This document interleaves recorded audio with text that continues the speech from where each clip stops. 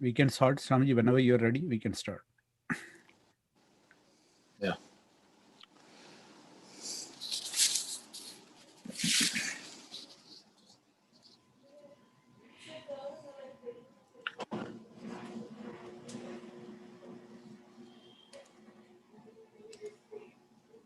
I think there are some connections which are not muted.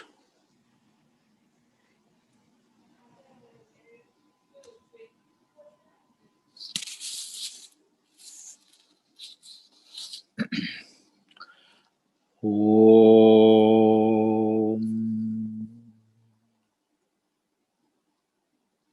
Gurur Brahma, Gurur Vishnu, Gurur Devo Maheshwaraha, Guru Sakshat Param Brahma, Tasmai Shri Gurave Namaha. Om Sadashiva Samarambham Shankaracharya Madhyamam Asmadacharya Paryandam Vande Guru Paramparam. Oh.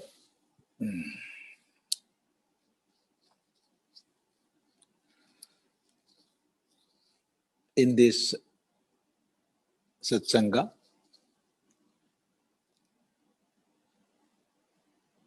we are discussing about Nitya Karmas and Naimittika Karmas.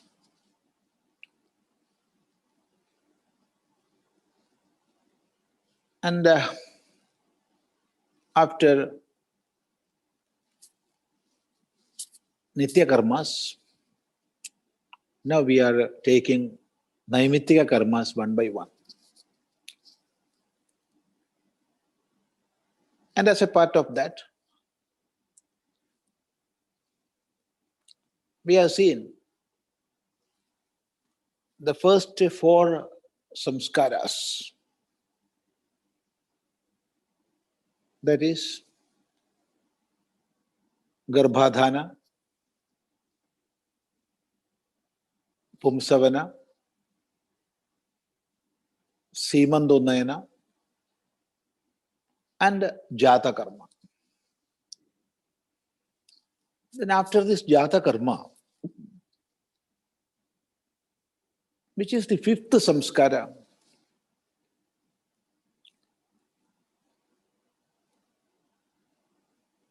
regarding all other samskaras, there is no confusion. There is an order. But when somebody asks, which is the 5th samskara, we cannot give a definite answer. Because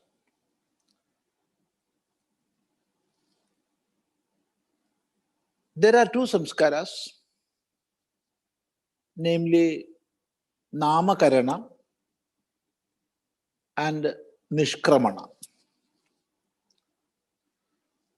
For Nishkramana, there is a specific day. The day in which Nishkramana is being done is specified. So there is no confusion regarding that. But Namakarana, there is no such a rigid rule regarding the day of Namakarana. It can be done on the 11th day, or it can be done after the completion of one nakshatra masa, that is 27 days. So on the 28th days, that Namakarana naming ceremony can be done.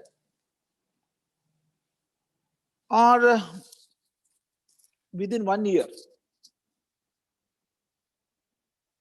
on any day, we can do that.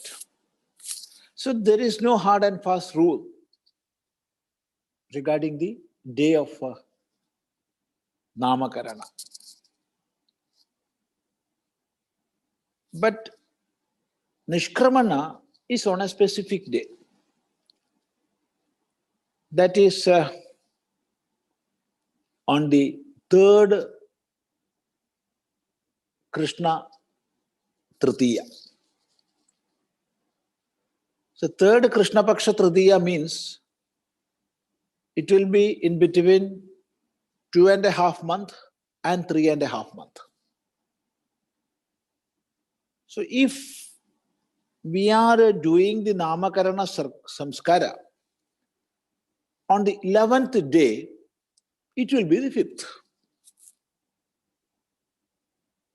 And if we are doing on the 28th day, then also Namakarana will be the 5th.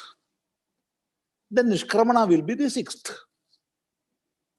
But if we are doing the Namakarana on the 6th month, then Nishkramana will be the 5th and Namakarana will be the 6th. That is the problem. So we cannot say for certain which is the 5th samskara. It can be either Nishkramana or Namakarana. However, these are samskaras, we must do this. We must perform this. Now let us think what these are. Namakarana, as the very name indicates, it is giving a name. Nama, name. See the similarity? The term name came from Nama.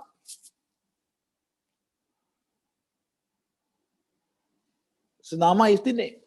Namakarana is giving the name, naming ceremony. So many acharyas are of different views. Some says it can be done on the 11th day. Some says on the 28th day. Like that. And it is up to the parents to decide. However, we have to do that samskara before the completion of the first year. That is essential. So let us assume we are doing this Namakarana on the 11th day, or as is generally practiced in Kerala, on the 28th day. So if we are doing like that, it will be the 5th samskara. As in all other samskaras, there is a havan in the house,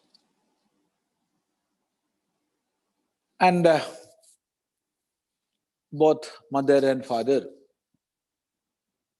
must sit on a samasana with the newborn child in front of the Homakunda, that is in front of that fire ceremony, Agnihotra. And that particular havan will be performed. The child must be on the lap of both mother and father.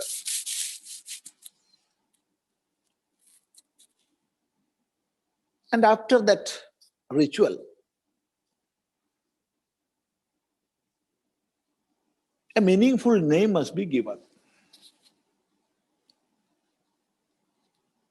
And there is one thing specially to be attended, that on the day of Namakarana, elders must be invited. In Samskrita, it is said Vruddhas must be invited. Who is a Vruddha? There are many Vruddhas, like Vayo Vruddha, Jnana Vruddha, Tapo Vruddha, Sheela Vruddha, like that. The term Vruddha never means an old-aged man,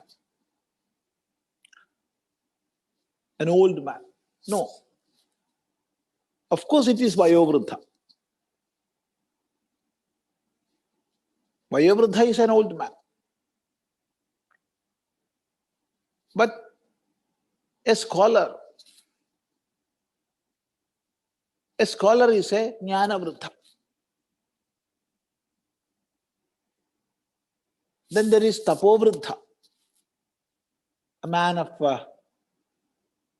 austerity, a man of penance.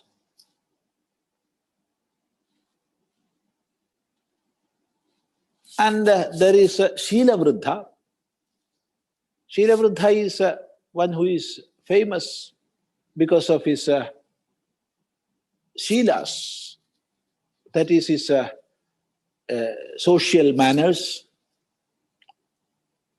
his behavior, etc. So all these are Vruddhas. So Vruddhas must be invited, and the child must get blessings from them. All the Vruddhas must bless the child. That is very important. In our life, it is a very big wealth. That is the blessing from elders.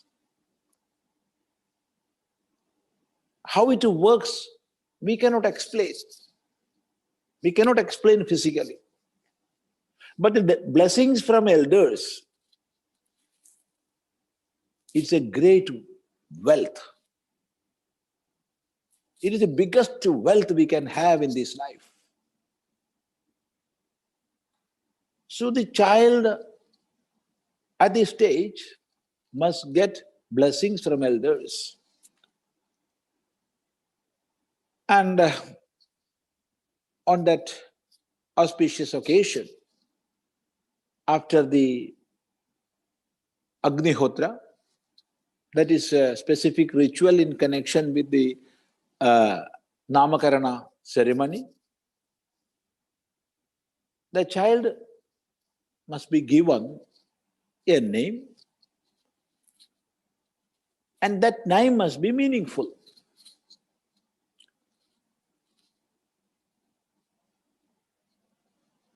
It must invoke a feeling of benediction, or it must take the mind of those who are hearing that name to sublime heights. Such a name must be selected.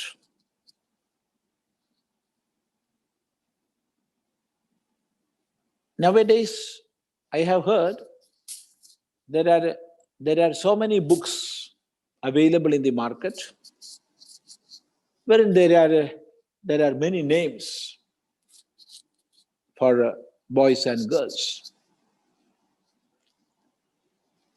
But see, the richness of our tradition, we can go and purchase such books. There is no problem in that. I'm not against that. But we need not go for such books. It is up to you whether to go or not. Why? Because there are many, many books of names. We have to select. That is the thing. How many devatas we have? Many, many. We have many, many devatas. And almost each and every devata has 1,000 names. We have Vishnu Sahasranama. We have Shiva Sahasranama. We have Ganesha Sahasranama. We have Skanda Sahasranama. We can select the name from them. If it is a boy, there is Lalita Sahasranama, there is Kali Sahasranama, there is Saraswati Sahasranama, Devi Sahasranama, so many Sahasranamams. So there are many books where 1,000 names are there. So it is already available. In Itihasas, in Puranas, we can have them. And in the form of separate books, all these are available in our markets. We have to select that much. Now, I am remembering one instance. It happened some 20-25 years back. There was a program in the ashram, and as a part of that program, we had to purchase some books to be given as presents to those who participated. So we, 2-3 persons, went to Calicut town, and we went to a bookstall, and we were selecting books. Even now I am remembering it was a very big bookstall, and we were selecting. So I noted one pregnant woman. She was running from one corner to another, and again returning, again coming back, again running back. I observed. Then I asked, why you are running to and fro? Then she replied, Swami, I came to purchase a book of names. I asked, why?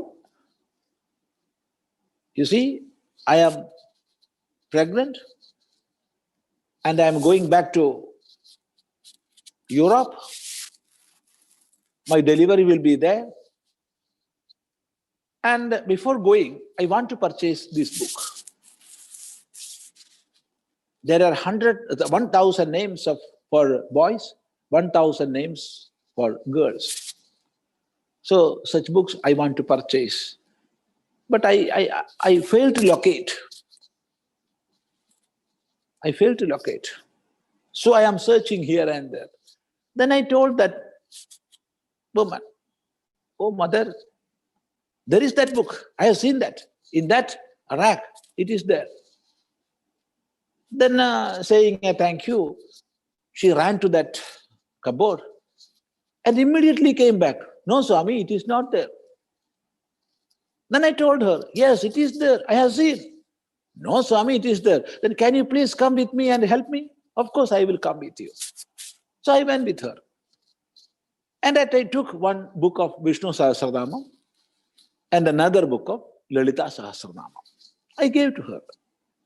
You can keep these 2 books. And if the child is boy, you select one name from this. If the child is a girl, you select name from this. But you have to select. You have to select. You cannot name all these names.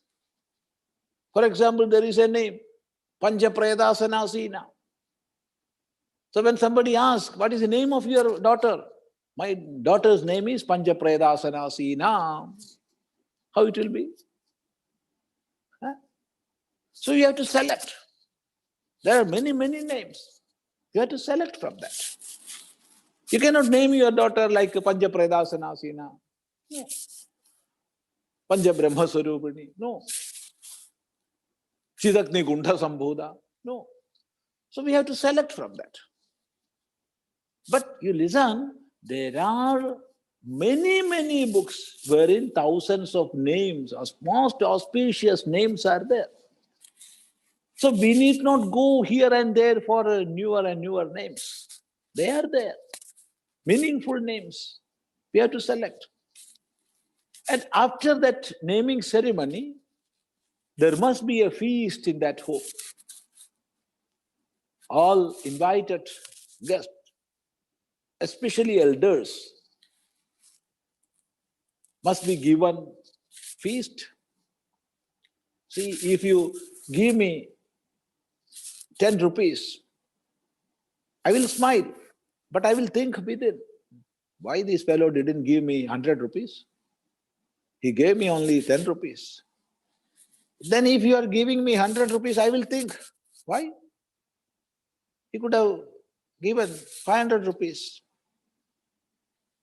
And if you are giving me 500 rupees, I will think, there is a note, 2000 rupees in India. That is why they made such a note. Earlier it was not there.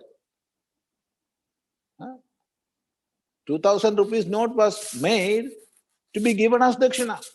Why he is not doing that? So that is the case with money. That is the case with any other wealth.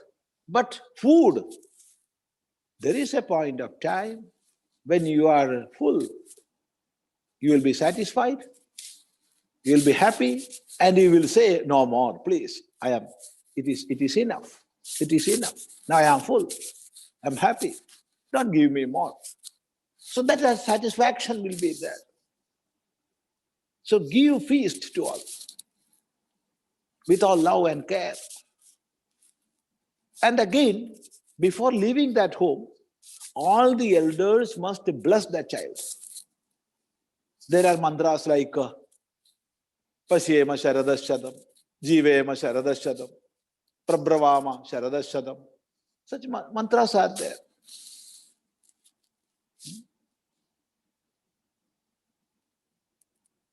So today also we are saying that because it is a birthday of our daughter there. I am seeing birthday. So Pasyema Sharadashadam, Prabhavama Sharadashadam, Jivema Sharadashadam. So that blessing must be there. All the elders must bless. So when this is done, it is the Namakarana ceremony. It can be done, as we have seen earlier, on the 11th day or after the completion of one Nakshatra Masa. Nakshatra Masa is 27 days and 28th day. Some may ask, why 11th day? Is there any reason? Yes, there is reason. See, after childbirth, we are doing Jata Karma Samskaara that we have seen. We cannot say for sure how many days this man will live. We are saying next Saturday we will see, we will meet again. And we will continue this discussion, we are saying. But in between, death can come. And death can fetch me from this world. Then you will come before your gadget and wait for Swami Chidananda to come and deliver lecture on Sodasa Samskaara. But then you will hear, hey, Swami has gone. He has died. No difficulty from him anymore. So death can come at any time. We cannot say when death will come. But it is the teachings of our acharyas that up to 10th day, prana is not that much well established with it. Of course, prana is there in a child. From the very movement of that moment of insemination, prana is there. And even before entering into the womb of mother, prana is there. Within the semen, there is prana. There is no doubt in that. But in the child, prana is not well established.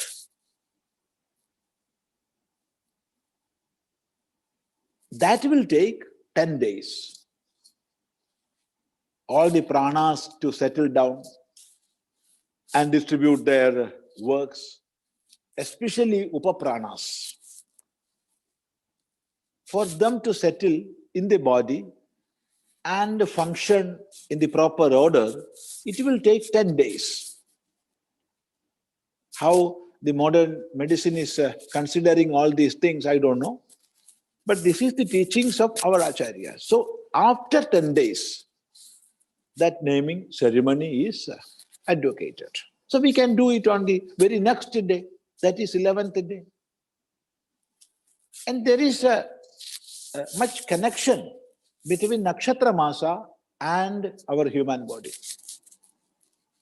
Of course, moon has its own impact on our mind and body. Of course, sun has that impact. They have influence on us. So the month based on the movement of moon, it has relevance. But at the same time, human body is much influenced by the nakshatra masa, nakshatras. That is why menstrual cycle in human beings, women, are of 27 days. On the 28th day, next menstrual cycle will start normally, not for all. It is considered as normal. That is Artavam. So Artavam will come every 28th day. That is the Nakshatra Masa. So there is much connection between human body and the Nakshatra Masa. So after completing one Nakshatra Masa, that is 27 days, we can name the child. If we are doing so, this will be the fifth Samskaara. And if we are doing that naming ceremony on the 6th month or on some other auspicious day before first year, then it will be the 6th Samskaara. Then which will be the 5th? It is Nishkramana. What is Nishkramana? That we will take for discussion in our next sitting. Namaste. Now you can ask whatever doubts or questions you have. If I know the reply, I will reply. Namaste. So Swamiji, the first question is from Madhuji. So probably you can. Namaste. Can you hear me? Namaste. Yeah. Namaste, Swamiji. I tried calling you. So we had our baby girl last week. Ah, very good, very good. Very Namaste. good. So the question I have is, it's only a few days. So also today is my elder daughter's birthday. That's why you see the back. So are we allowed to light lamp during this time? Because there's, some talk about, Pella during this time. So what is your guidance on that aspect? You need not have any doubt on this. You can do that. There is no doubt. See, we will not go for temple worship and we will not do Agnihotras during the first 2 weeks of childbirth and after the 2 weeks of demise of somebody for whom we have to offer Shraddha or Pinda. Those days are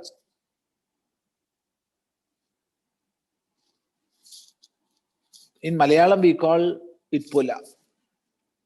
That is, we have to concentrate, we have to focus on the Pitar Karma during those days. In the case of death, and see, in a home where childbirth happens, everybody knows there are some impurities.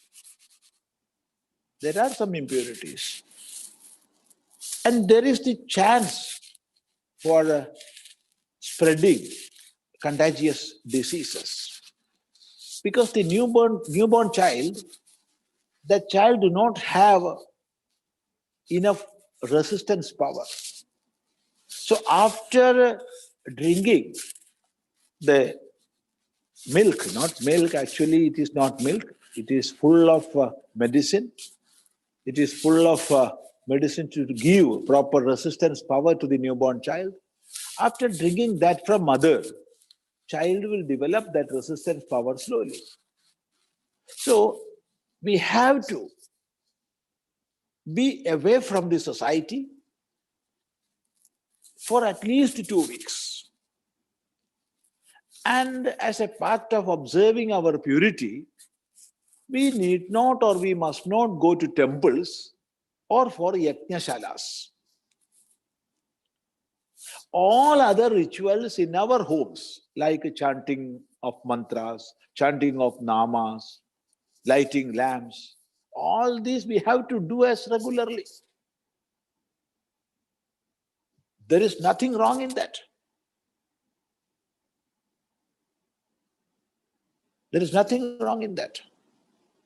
So we must light lamps and chant namas and mantras in our home.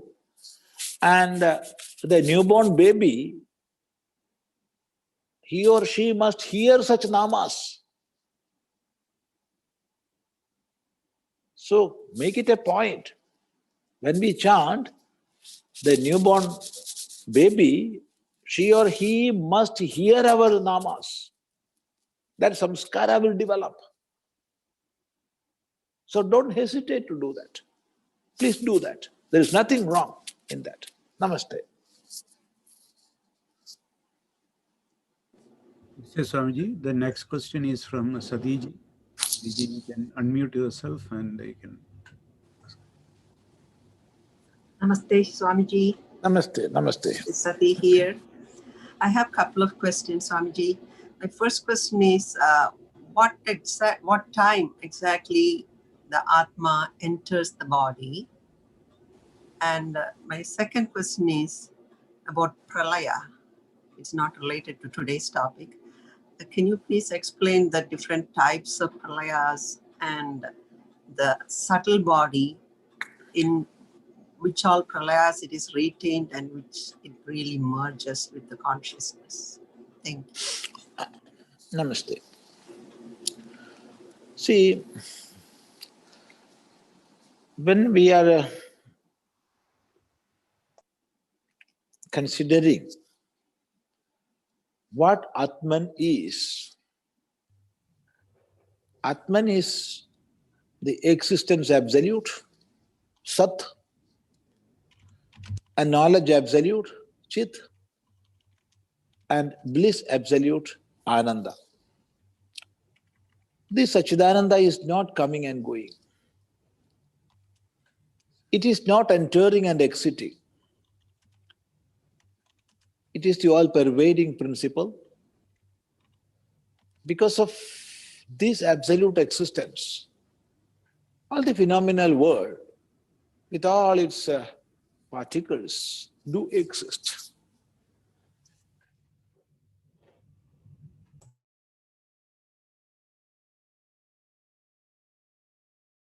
When we say Jivatma, there is the subtle body, and there is the identification with the subtle body. So that Jivatma, that is the reflection of the Atma in the Chittam. Let me repeat once more. Reflection of the Atma in the Chittam, that is in the internal instruments, that is the Jivatma. There is identification with the body. Body means this subtle body. And when this identification is there, it is the Jivatma. And Jivatma is selecting the new gross body. That is after death, as per the samskaras, or in accordance with the type of samskaras each jiva has. Accordingly, it will select a gross body. When it happens, this is the question. That is when Jivatma is entering into a gross body. When that selection process happens,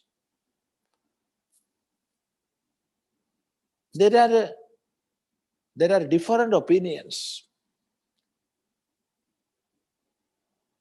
proposed by our Shastras. But if we are observing this, I would say, at the time of insemination, at that time, Jiva, in the form of that minute cell, it enters the womb of the mother. It's a sort of selection. Some thousands and thousands of jivas are coming, entering. Many will fail to enter, and many will enter, and many will die on the way. And finally, one will reach the goal. And that jiva, it is making that child body, and it is developing within the uterus.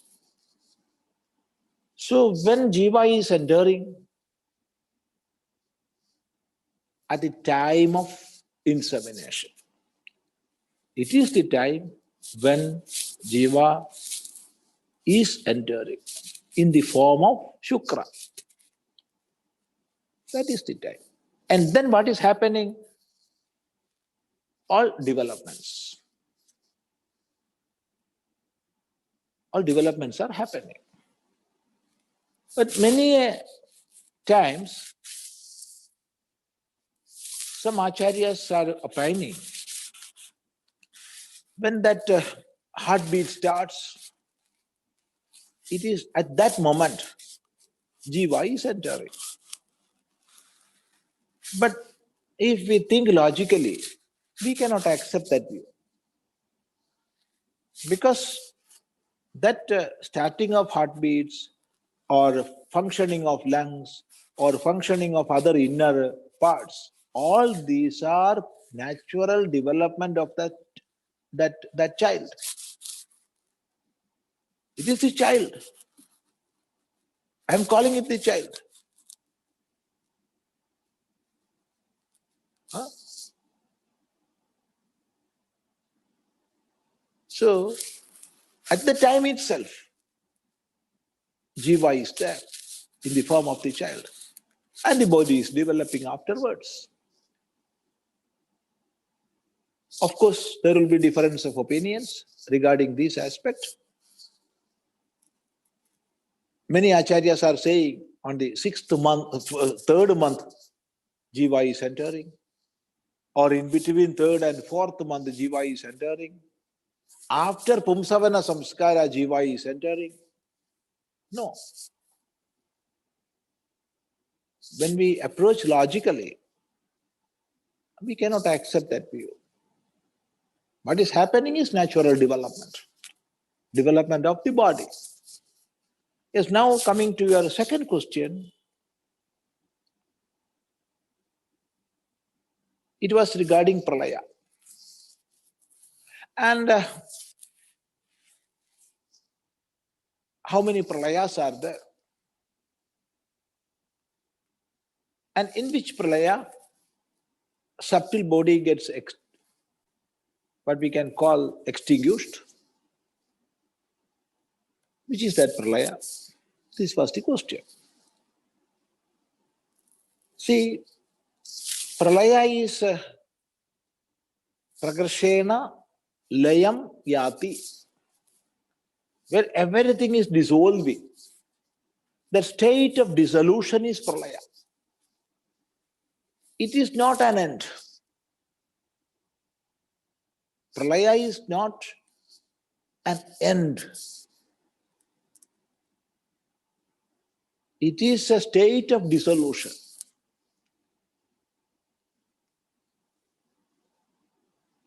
In our Shastras, many types of pralaya are explained. For example,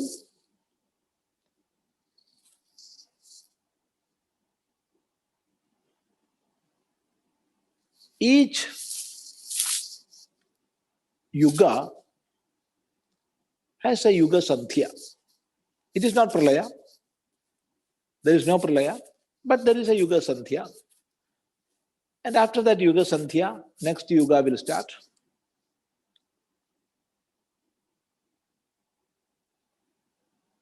And all the four yugas together constitute one Chadru Yuga or Mahayuga. And after 1000 Mahayugas, there will be a pralaya. That is a Dainika pralaya. What is a Dainika pralaya?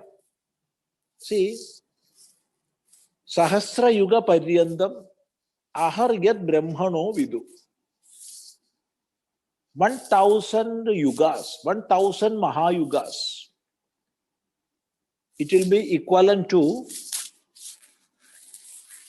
12,000 into 360 into 1000 years. Let me repeat once more. 360 into 12,000 into 1,000. That much years together constitute the period of the daytime of Brahma. That is the daytime of Brahma. So after that, there will be a Dainika Pralaya. And it will last for the same period. There will be no Srishti, nothing. All this manifested universe is in the subtle form.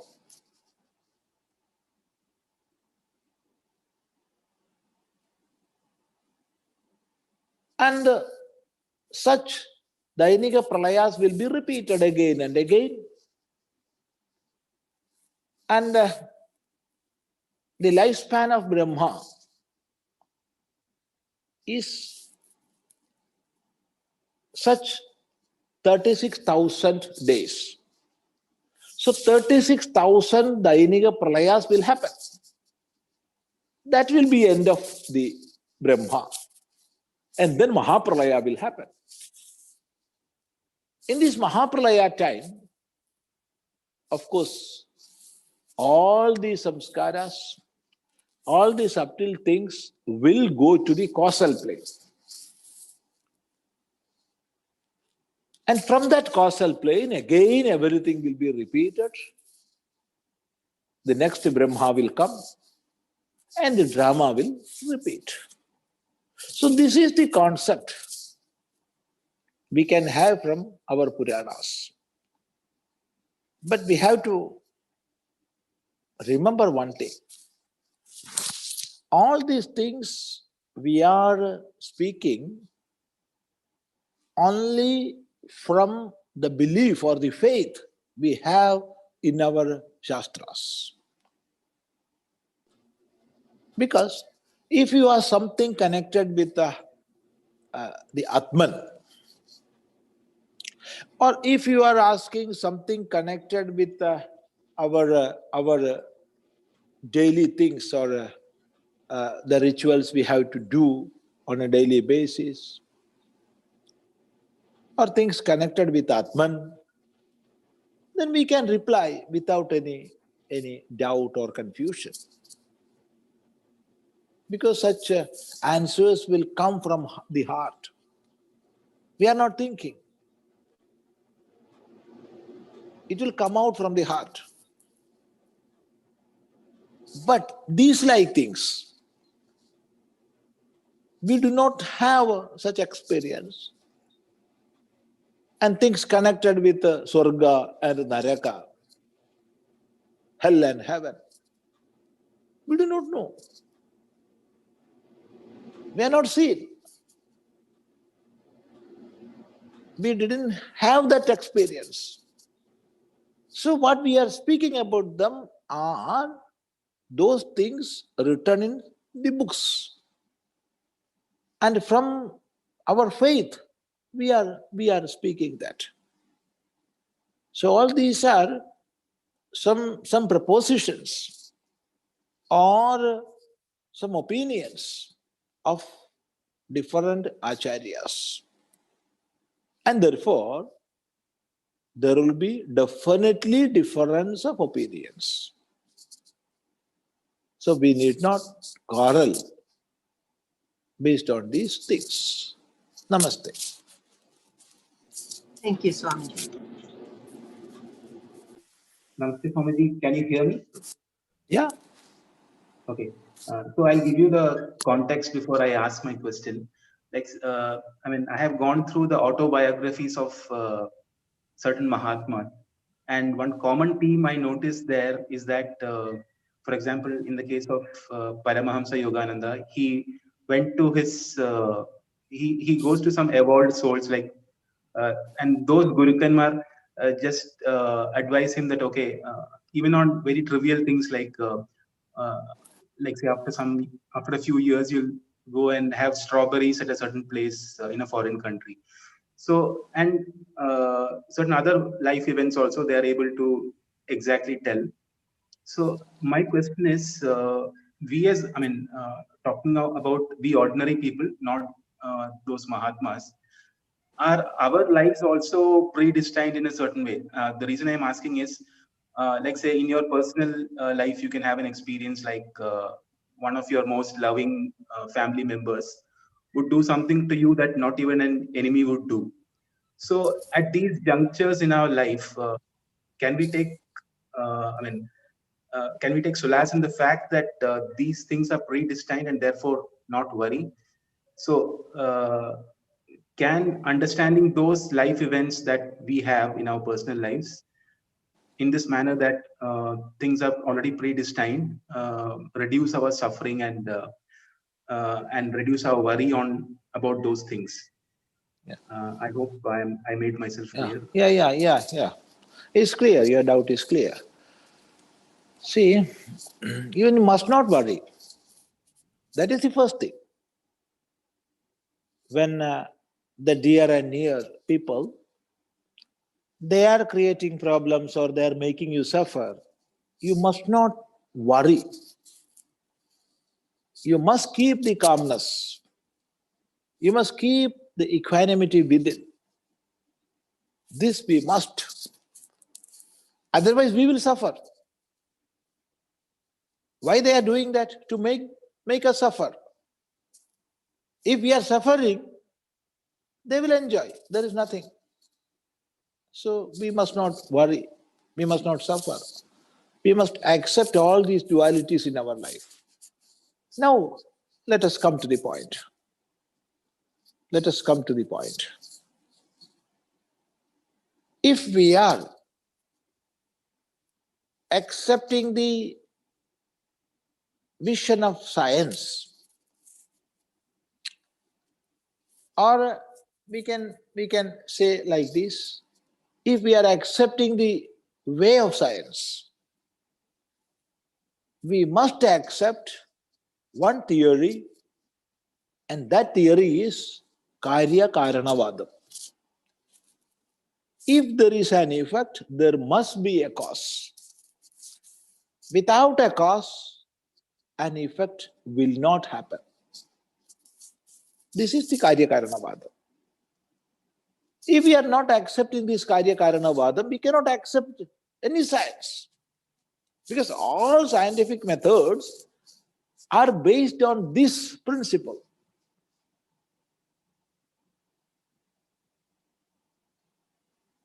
All science. Just take. So, whatever happens in our life, that is an effect. And if that effect is to come, there must be a cause.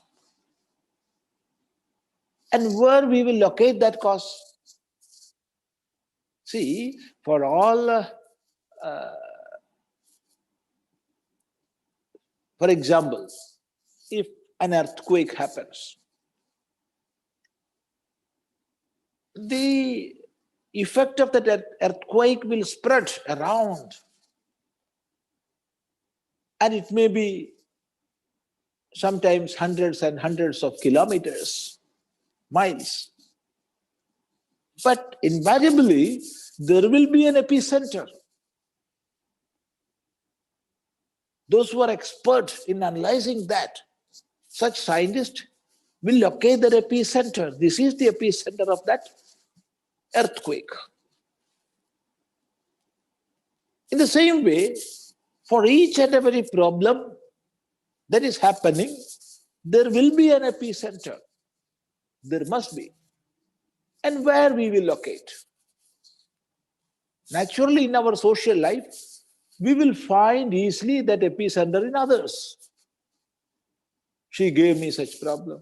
He gave me such problem. He made me that much. I'm suffering that much. He is the only cause. She is the only cause. No. If he is the cause, he must suffer. If he is the cause, she must suffer. Now in the form of puppets, they came in our life and we are seeing they are playing. In the puppet show, we are seeing that. Puppets are playing. We are not seeing the strings behind.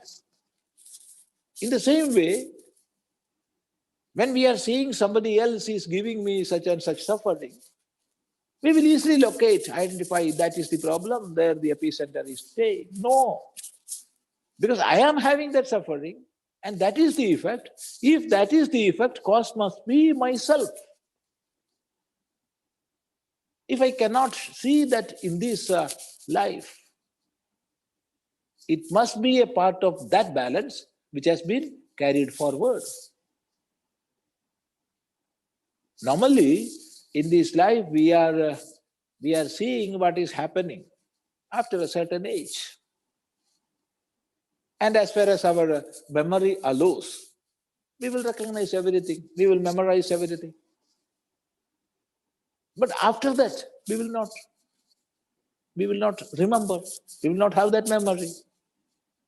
So in between a certain limit, certain stage, we are remembering, and those causes we are not identifying. But who can see far? They are called Krantadarshis. They are recognizing, they are identifying this is the cause. So such and such things happen. And such thing will happen. And invariably that will happen. Or that is happening. So this is that. It is just like in a drama or in a cinema, we are seeing that. We are a part of that. As we are a part of that, we will be suffering. We will have pleasure and pain. And even when we are experiencing such pleasure and pain, we are not aware of what is to happen next. But if the director of that cinema is there, he is also seeing. He is sitting just next to us. He is also enjoying that cinema. But he will know what will happen next. Because he is the director. In the same way, Mahatmas, who had that Trikala Jnanam,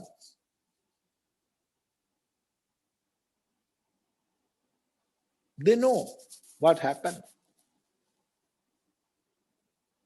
As well explained by Bhagavan in the Bhagavad Gita, Vedaham samatitani vartamanani charjuna bhavishyani cha sarvani. O Arjuna, Vedaham samatitani.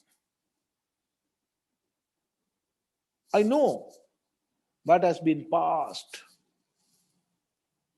Vartamanani cha, what are happening in the present. Bhavishyani cha, what will happen in the future. I know all these things. Mam tu vedana kaschana. But see, nobody is realizing who am I. This is the problem. So, realize this fact. We are the cause for the effect which we are having in this life. So, don't curse anybody. Don't put the responsibility for our problems on somebody else's shoulder. We are the cause. So we can correct. You cannot correct anybody in this world. You cannot correct your child. You cannot correct your wife. You cannot correct your husband. You can tell them, please correct. But it is they themselves to correct. I can correct only one man in this world. I cannot correct anybody else. I can correct only one. That is myself. In the same way, from this experience, we have to know, and then we have to do corrective measures. That is the reply. Namaste. Namaste, Swamiji. The next question is Rajendranji. Namaste, Swamiji. Namaste, namaste. Swamiji, you said the sperm in the semen is entering female ovum as jiva. If so, there will be another jiva in the female ovum also. Yeah. So both these jivas are combining and See how you are, as per your medical science, how you are considering this aspect, I do not know. But as per the Shastras and as per the Ayurveda Shastra also, the ovum is not considered as the jiva. Of course, it has life, just like any other cell in this body. Just like any other cell in this body, ovum also do have life. If we have some trillions of organic cells within this body, all these trillions of cells, organic cells, have that life. There is no doubt in that. But we are not considering them as separate jivas. All these are parts of this body. And all these are getting that life from the life of the jiva. And that jiva is only one. And from the reflection of that jiva,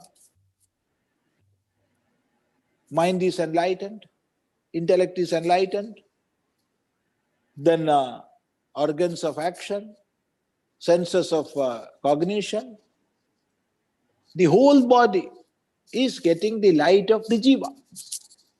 And as a part of that, of course, this ovum also is a part of that body. It was there. It was there. And the number of ovum, it is decreasing.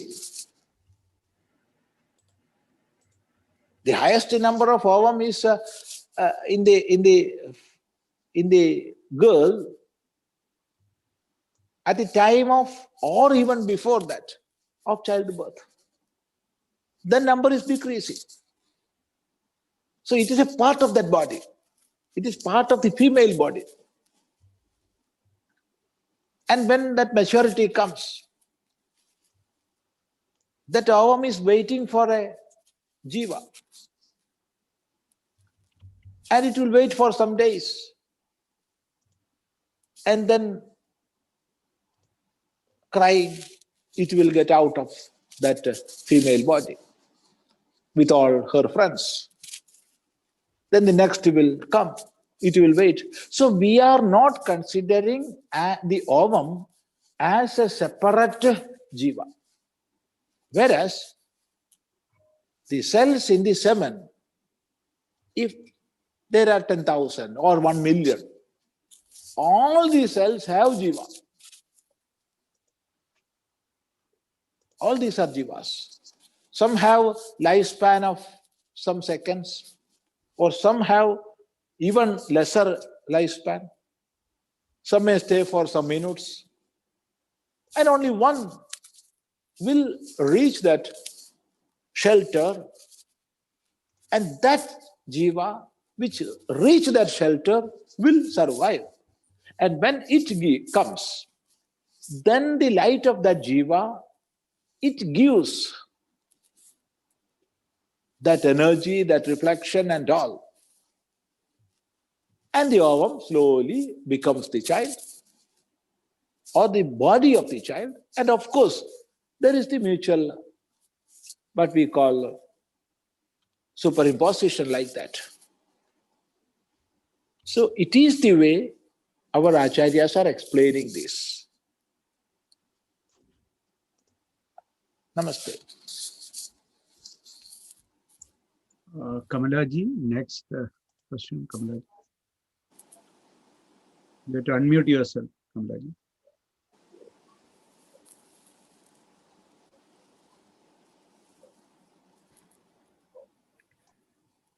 Namaste, Swamiji. Namaste, namaste. Yeah, I just want to have an explanation of a sloka in Drigdrishya Viveka. The sloka is Chichaya Veshado Buddhau Bhanav Distasthidadida Ekahang Kritiresya Syat Andakarana Rupini. So there, if Swamiji can explain, because how there are two divisions of Can you repeat once more? I will write down, and then only I can explain that, because Drigdrishya Viveka is not with me now. Yeah. And if I say I will This take that book, I will forget. Yeah. and sixth sloka of the. No, text is not with me. So please. Chichaya Veshado Buddhau. Chichaya Veshado Buddhau. Bhanam Distu Didhat. Bhanam Distu. Dhistu. Dvidhastita. Yes. Ekaham Kridiranya Syat. Ekaham Kriti Ranya Syad Andakarana Rupini. Andakarana Rupini. Yeah, that Chidabhasa, the two division. Chichaya Veshataha Buddhau Bhanam. Chichaya Veshataha. Chichaya. Chaya is the reflection. Yeah. Whose reflection? Reflection of the Chit. And that reflection is called Chidabhasa. Chidabhasa is the Jiva. Yeah. It is also called Vijnanatma. Vijnanatma, Chidabhasa, Jiva. All these are synonyms. So Chichaya Veshataha. Because of this Chidabhasa, where Buddhau means in the Buddhi. It is the Saptami case. in the buddhi,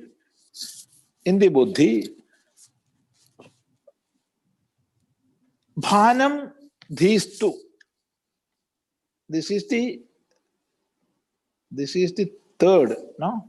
No, this is not the third.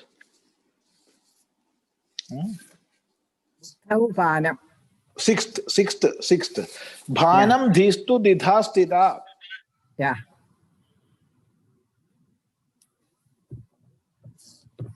There, didha means in two types or two ways. Yeah. Bhanam means that illumination. The illumination of that buddhi, intellect, happens in two ways. How? Eka aham kritihi. Yeah. One is that aham kriti, that ego. Mm-hmm. Ego is shining. Anya antakarana rupini. The other is antakarana rupini. It takes the form of mind, then intellect, then Chittam. this chittam, and of course, all these. So ahankaram is behind. We are considering all these as the function of antakarana, as the four functions of antakarana. But even when we are considering these as the four functions of antakaranam, we must keep in mind that the activities of manas, buddhi and chittam are happening only because of this subtle vritti. And the subtlest vritti is ahankara. Because of that ahankaram, all the others are functioning. So this chit, it is pure knowledge. It is knowledge absolute. It is all shining, ever shining. All these are true. But to function, there must be some upadhi. Only with the help of such adjuncts, it will shine. So, even though chit is of the form of light, that luminosity is there, still for manifesting, it depends on upadhis. And here the upadhi is the subtle body, the antakarana, and that reflection made is Chidabhasa. And because of that Chidabhasa, again, it is just like, see, you just imagine, sun is reflected on a mirror. And the reflected sun is there. And we are seeing that on the wall. On the wall of our room, reflected sun is there. So light is there, heat is there, all the qualities of sun are there. And who is making that reflection? This mirror. So mirror is making that reflection. All right. But at the same time, the same mirror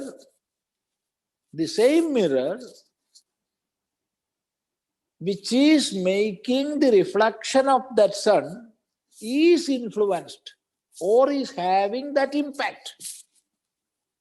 And as a result of that mirror also is getting that light. This is an example. Mirror is reflecting that sun, and as the effect of that, or say part of that mirror itself is getting that light. In the same way, our chitta is making this reflection. Chitta is making that reflection, and even when that happens, chitta is getting light from that. It is the cause of that reflection. But at the same time, it is getting the light.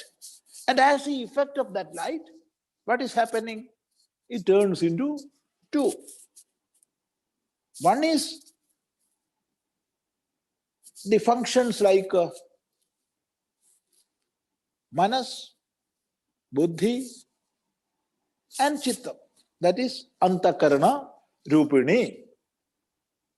It takes that form. And the other is that which is making this antakarana function. What is that? That is hankara. It is also a function. Even though it is a function, it is more subtler than this. That is the meaning of this shloka. So keep in mind this example, sun, mirror. Mirror is making the reflection of the sun, but at the same time, even when it is making that reflection, it itself is getting light from that sun. The same way, this is happening in the chitta also. This is the answer. Namaste. Hey, Swamiji, we have only a couple of minutes left, so probably we can wind up today. Yeah. Om Sarve Bhavantu Sukhinah Sarve Santu Niramayah Sarve Bhadrani Pashyantu Ma Kaschid Dukha Bhag Bhaved. Om Shanti Shanti Shanti. Om.